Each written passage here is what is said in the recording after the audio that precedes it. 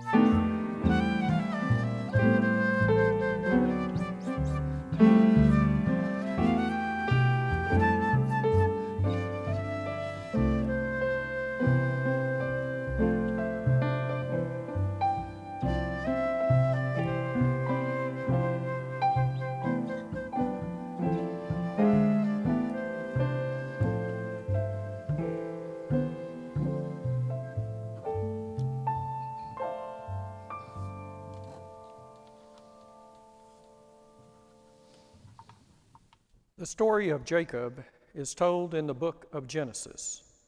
He was the grandson of Abraham and the son of Isaac and Rebekah. His twin brother was Esau, who was born first, and the two did not get along.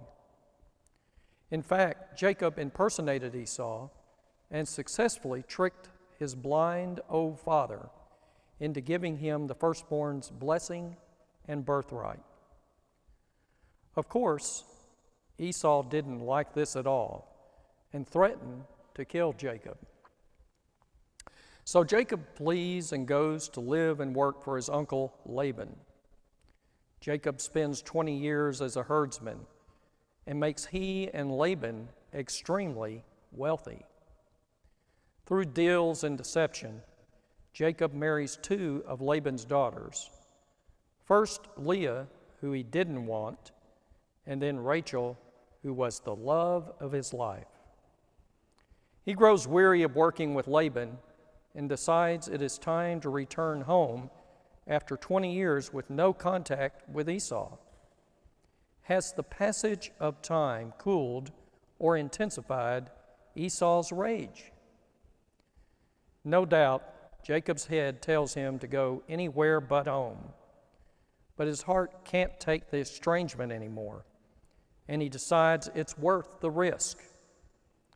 So he packs up his wives and kids, rounds up the servants and the flocks, and sneaks off without telling Laban goodbye.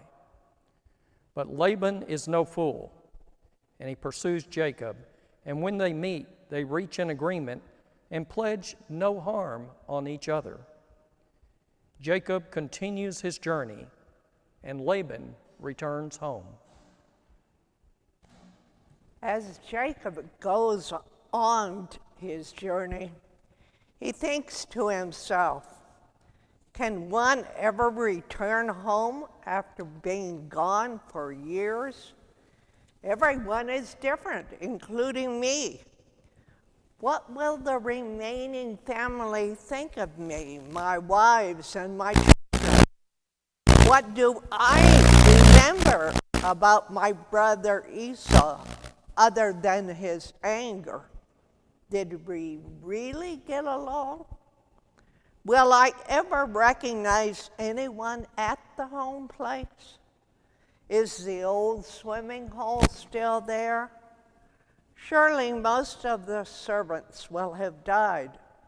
So will there be anyone willing to help me, the prodigal son? God, I'm anxious, uneasy, but determined to give it a try. This is a strange place, and I would be lost if not for all the others who have been here before me. It is the alien space of your absence. It has been called by some the dark night of the soul, but is an absence of dark as well as light, an odd emptiness, the chill of any land without your presence. And yet, in this time of your absence, I am more certain of your love and comfort than when it is I who have withdrawn from you.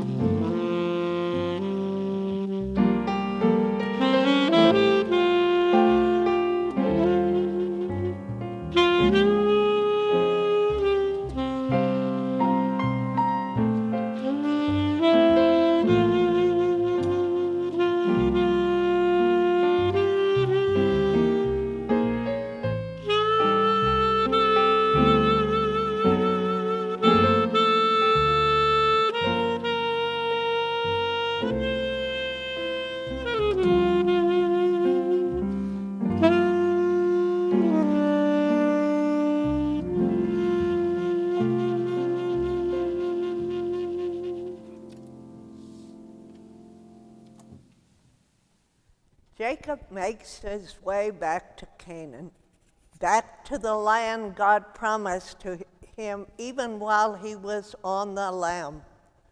He is resolved to get the resolution he has been so long denied. He is clear-eyed, determined, ready for whatever may come until he gets close to home.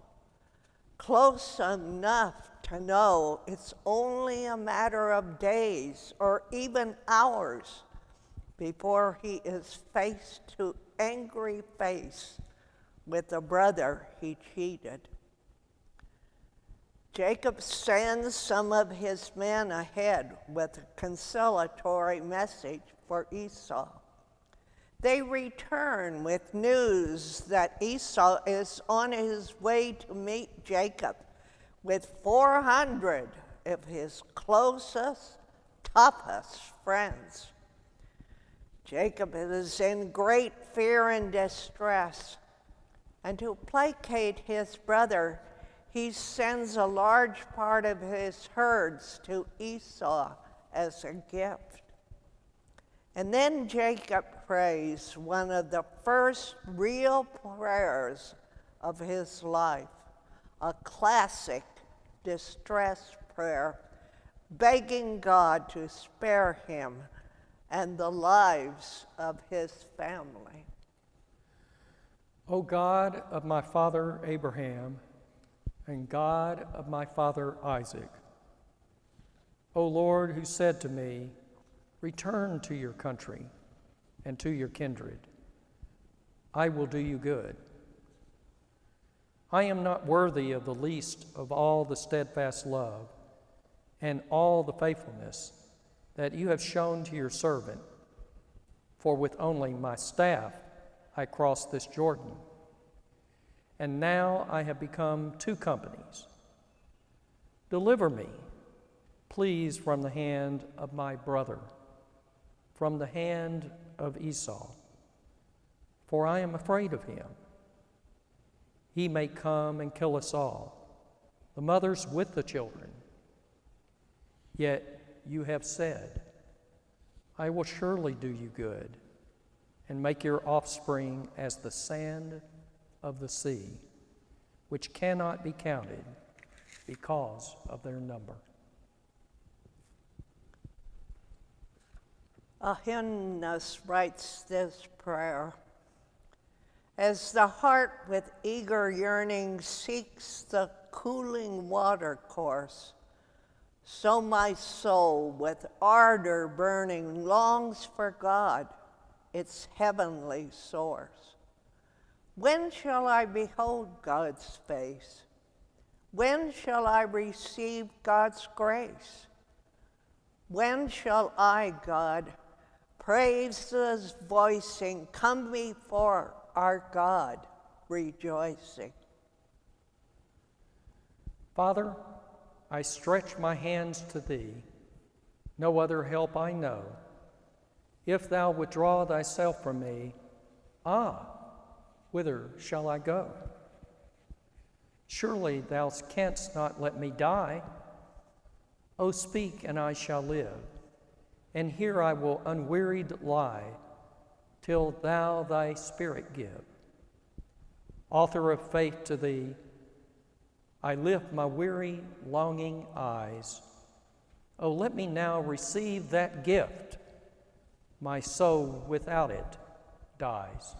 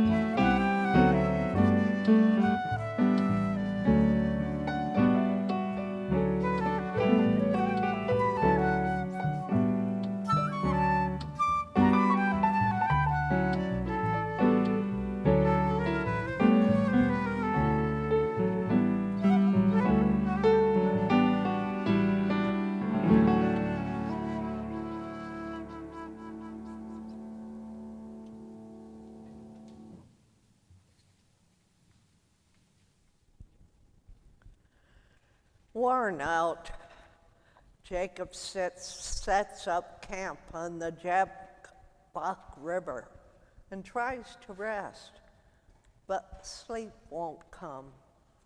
He probably lay awake tweaking the plan, rehearsing the past, dreading the future, and working to calm his breathing and pull it all together.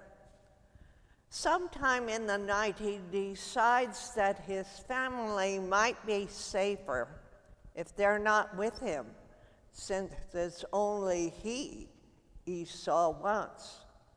So in the darkness, he wakes his wives and kids and urges them to the other side of the river. Now he is alone. Suddenly, though, there's another form in the darkness. Esau? The man grabs him and pins him to the ground. And Jacob knows this is it. His attacker is strong, and Jacob struggles beneath his weight, sure he'll be dead in a minute. But then Jacob finds his own might and fights back. He is astonished that on this night he is a strong man, and he wraps his hands around Esau's neck and realizes then that it isn't Esau. Who is this man? So evenly matched that the struggle lasts minutes, then hours, until both men are drenched in sweat and blood and river mud. Even as the sun begins to rise, they thrash about. Will Jacob win or lose? The stranger, with a gentle move, dislocates Jacob's hip and causes a searing pain to rip through his body. Now he is holding onto the attacker to keep from falling. And then the man speaks. "Let me go, because the dawn is breaking."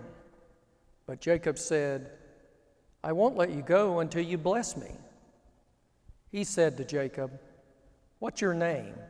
And he said, "Jacob." Then he said, "Your name won't be Jacob any longer, but Israel, because you struggled God and with men and won." Jacob also asked and said, "Tell me your name."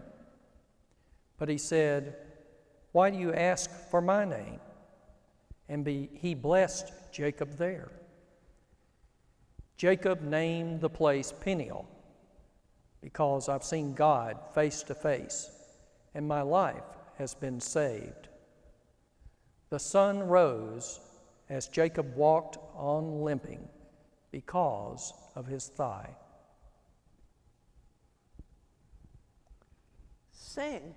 We sing of a blessing of love, a blessing of mercy. Love will increase, a blessing of peace. Pray now. Pray for a blessing of joy, a blessing of justice. Love will increase, a blessing of peace. Share now in a blessing of hope, a blessing of courage. Love will increase, a blessing of peace. Live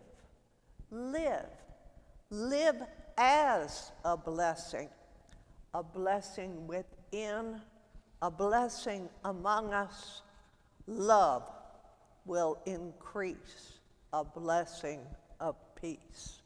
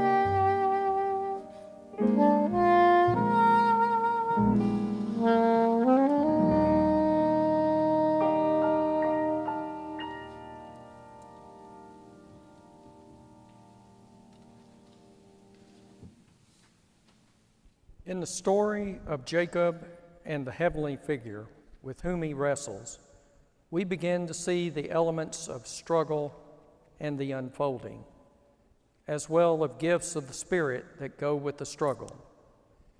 Jacob faces change, isolation, darkness, fear, powerlessness, vulnerability, exhaustion, and scarring. These are the price to be paid for becoming new. To struggle is to begin to see the world differently. It gives us a new sense of self. It tests all the faith in the goodness of God that we have ever professed. It requires an audacity we did not know we had. It demands a commitment to the truth. It leads to self-knowledge. It builds forbearance. It tests our purity of heart. It brings total metamorphosis of soul. If we are willing to persevere through the depths of struggle, we can emerge with these gifts: conversion, independence, faith, courage, surrender, self-acceptance, endurance, purity of heart, and a kind of personal growth that takes us beyond aid to understanding. Enduring struggle is the price to be paid for becoming everything we are meant to be in the world. What we see in these gifts from the Spirit are the shadows of hope that whisper around the edges of every pit in life. What we see is the fullness of the self, come to birth the only way it really can, in labor and under trial. In the hymn that I am going to read next, written by Charles Wesley, he tells the story of Jacob wrestling with God, but also the last stanza could well be the dark night of the soul for anyone who is struggling to know this God of love. Hear the story in the hymn. Come, O thou traveler unknown, whom still I hold but cannot see. My company before is gone, and I am left alone with you. With you all night I mean to stay and wrestle till the break of day.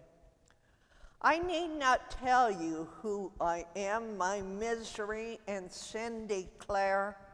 Yourself has called me by my name.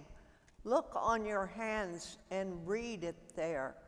But who, I ask you, who are you? Tell me your name and tell me now. In vain you struggle to get free. I never will unloose my hold. Art you the man that died for me? The secret of your love unfold. Wrestling, I will not let you go till I your name, your nature know. What through my shrinking flesh complain and murmur to contend so long? I rise superior to my pain. When I am weak, then I am strong. And when my all of strength shall fail, I shall with God-man prevail. Yield to me now, for I am weak but confident in self-despair. Speak to my heart, in blessings speak. Be conquered by my instant prayer. Speak, or if you never hence shall move, and tell me if your name is love. 'Tis love, 'tis love. You died for me. I hear you whisper in my heart. The morning breaks, the shadows flee, pure, universal love you art. To me, to all your mercies move, your nature and your name is love. My prayer has power with God. The grace unspeakable I now receive. Through faith I see you face to face. I see your face to face and live. In vain I have not wept and strove. Your nature and your name is love. Struggle is a cycle that threatens to splinter our souls into shambles. Hope is the legacy that emerges in response to each of struggle's deceptions. That change is destructive, that we are alone, that God has deserted us, that we are unequal to the task, that we cannot go another step, that our scars have left us forever unfit. Despair is a spiritual disease into which is built its antidote, hope. It is a matter of refusing to die at exactly the moment when we are being offered new life. Hope is not a denial of reality, but it is also not some kind of spiritual elixir. It is not a placebo infused out of nowhere. Hope is a series of small actions that transform darkness into light. It is putting one foot in front of the other when we can find no reason to do so at all. A Native American tale tells of the elder who was talking to a disciple about tragedy. The elder said, "I feel as if I have two wolves fighting in my heart. One wolf is the vengeful, angry, violent one. The other wolf is the loving, compassionate one." The disciple asked, "But which wolf will win the fight in your heart?" And the Holy One answered, "It depends on which one I feed." The spiritual task of life is to feed the hope that comes out of despair. Hope is not something to be found outside of us. It lies in the spiritual life we cultivate within. The whole purpose of wrestling with God is to be transformed into the self we are meant to become, to step out of the confines of our false securities and allow our creating God to go on creating in us.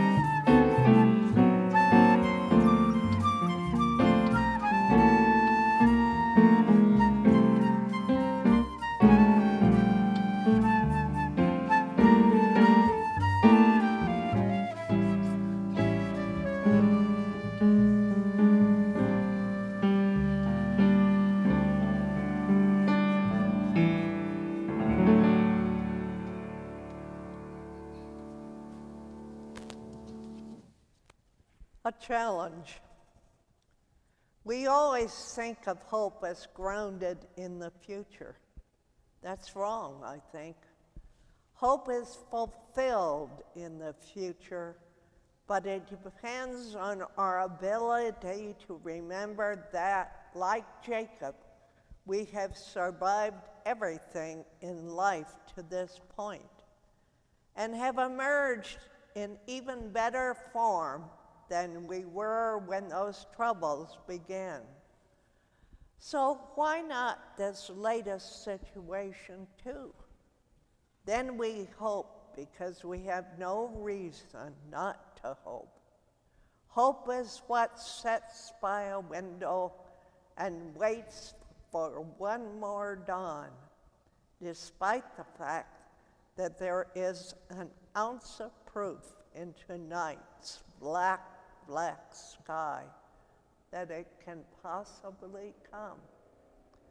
Hope is the last great gift to rise out of the grave of despair. Hear now this blessing. O God, with whom we wrestle until the break of day, make us long to seek your face beyond the limits of our strength, that in our wounds we may remember you, and in your blessing we may find ourselves through Jesus Christ. Amen.